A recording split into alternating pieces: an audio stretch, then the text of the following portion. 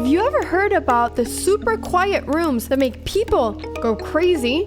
They're called anechoic chambers, and some people say that spending more than 30 minutes inside one of these rooms will drive you insane. But a game of chess usually takes more than 3 hours. So what happens if you play a game of chess inside of an anechoic chamber? To test this, I've traveled all the way to the Technical University of Luleå, located in a small city in northern Sweden, to play chess in one of the world's quietest rooms. This is Arne. He's a PhD doctor in acoustics who's going to help me answer all of my questions. Wow. It's so quiet. Hi. Hi. There's absolutely no echo. Yes, that's the point of an anechoic room. So we are right now in minus decibels. Yeah, at least below 0 dBA, so below the hearing threshold. No audible sounds. Yeah, and we're gonna play a game of chess in here. Yeah, we'll see how you experience that. No, I've always thought that playing chess in a quiet room is the dream, but we're taking it to an extreme. We'll see if it can be too quiet.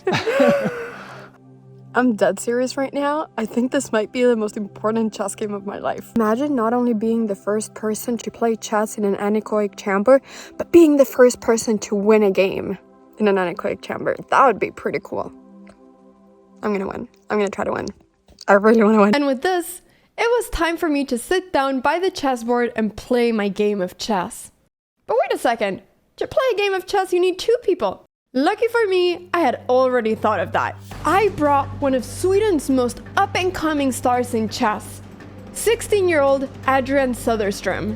At a whooping age of 13, he had already become the Nordic master for his age and had a rating of 2250. Today, he's rated 2320, and after he beat me in a chess tournament a few months ago, I was ready to get my revenge.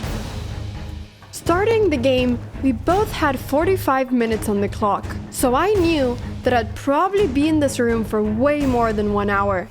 I started out with my normal d4 opening, and after d5, c4, and pawn to c6, he played an opening called the Slav defense.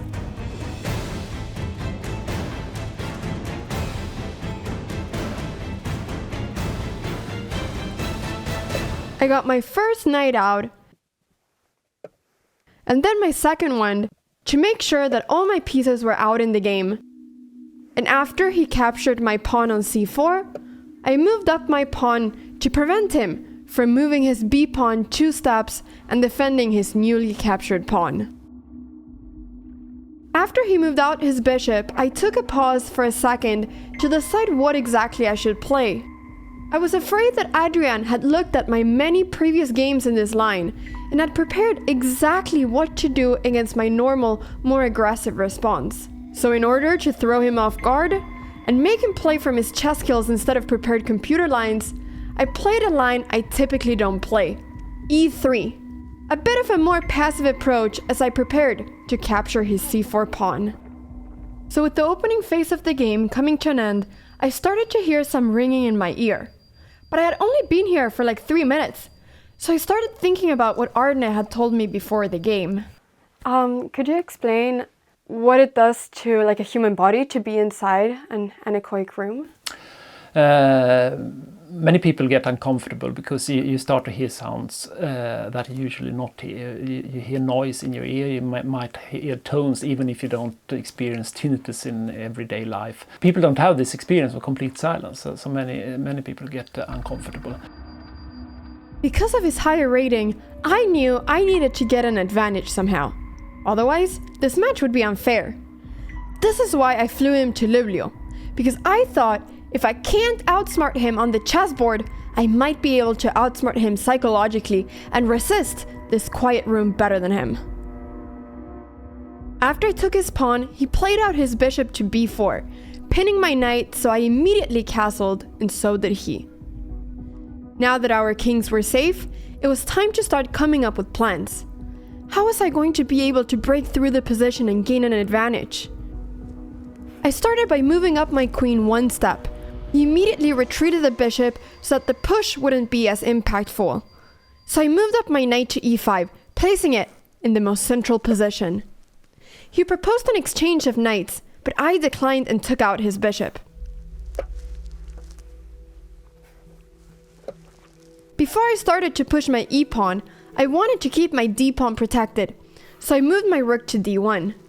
He moved out his queen, threatening to gain material after capturing my knight on c3, so I had to protect it. I could move up my bishop to d2 to defend everything, but instead, I wanted to go for some attack. So I played e4, as now taking my knight would make my pieces very active. So instead, he pushed his pawn, preventing me from ever pushing, and now it was harder for me to take control of that center. This forced me to go d5 to try to keep the pressure, and he moved his knight, applying pressure to my central pawn.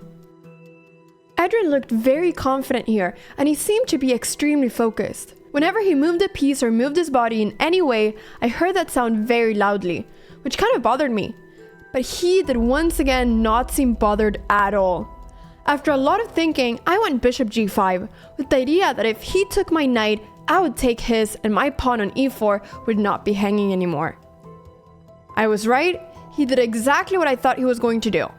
He took my knight, I took his, but he did not end up taking my pawn. Instead, he just moved his rook. I started thinking again, how do I defend everything? Well, I started taking his c6 pawn, hoping that my bishop on c4 would become a sniper, looking at my enemy's king. And that is when I realized it was the king that I was after. So after he captured back, I started thinking, should I defend my pawns or should I start pushing up all my pawns towards his king? I chose the latter. He took my pawn. I was unbothered. I pushed my pawn. He went for the only move that keeps his king safe for now, king g7. I brought my rook into play, but he took my rook, and after the exchanges, I realized that he could bring his rook into play too. And so he did. Here I started realizing how weak my king had all of a sudden become, and I started getting desperate.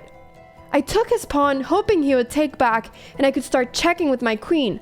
But instead, he pushed his rook to the second file and asked my queen where she was going to go. My queen had no answers.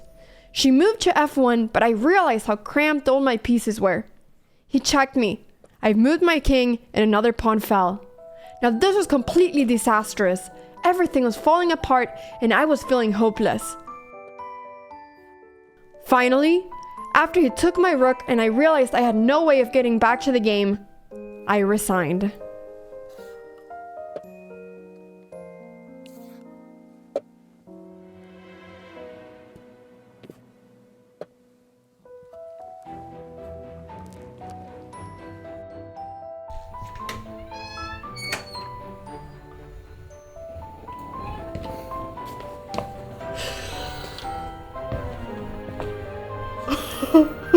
What?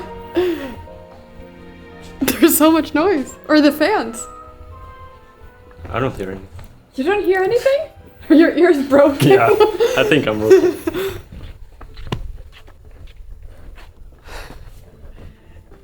This honestly feels really good. Like, I would rather be inside here than in the outside world at this point. I think that the only weird feeling that I had was one, that it was really quiet and that I could hear every single thing that Adrian was doing.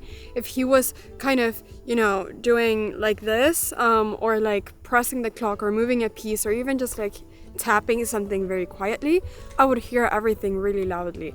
And that felt very strange because it was like I felt it, like I heard it so loudly. It was like I was in a really quiet room, but still there was a lot of noise being made. But I feel like it was really easy to focus because as soon as you kind of got used to that, it was like you were in this completely isolated place. And I actually think that I was able to focus much better than what I typically can in a normal chess tournament. So how did you feel? It felt good. It was very quiet, obviously. It is completely quiet, except sounds that you make yourself. Did you think that it was going to be easier for us to play chess here? Yes, I would have expected it to be, because it is easier to focus when you're in silence. But I was not sure about how these small noises that you make yourself and your opponent make, if that would disturb you more in here than compared to in a more normal room where you have some ventilation noise that is masking all those small sounds.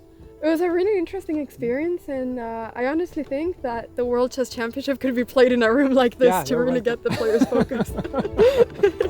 So it turns out that anechoic chambers are not so dangerous after all. Coming into this challenge, I thought I was gonna go crazy and start hearing sounds I've never heard before after like 15 minutes. But truth is that as long as you keep your mind occupied with something, like I did with chess, being in a completely quiet room is not so scary. Okay, Adrian, is there one last thing you want to tell people before we leave? Buy my chessable course. You heard it! Bye! Wait! Bye!